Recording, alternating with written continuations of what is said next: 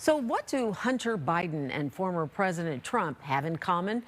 Their legal troubles never seem to end, and that could have a big impact on the next presidential race. Madeline Rivera has more from Washington. Hunter Biden could be indicted before the end of the month in a gun case. It's a stunning reversal from a deal that Hunter and federal prosecutors had previously reached. That agreement fell apart in July after a judge raised questions about it. What changed? Not the facts, not the law, but we have seen over the last 6 weeks the politics have certainly influenced the outcome. Legal experts say an indictment would pose a problem not only for Hunter.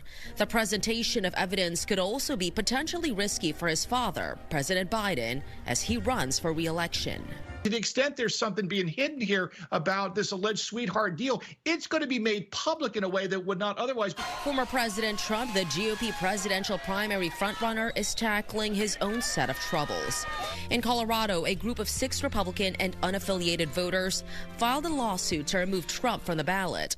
They're accusing him of violating the Constitution by inciting a mob to attack the Capitol on January 6. It's a very, very preposterous legal theory in terms of keeping Donald Trump off the ballot.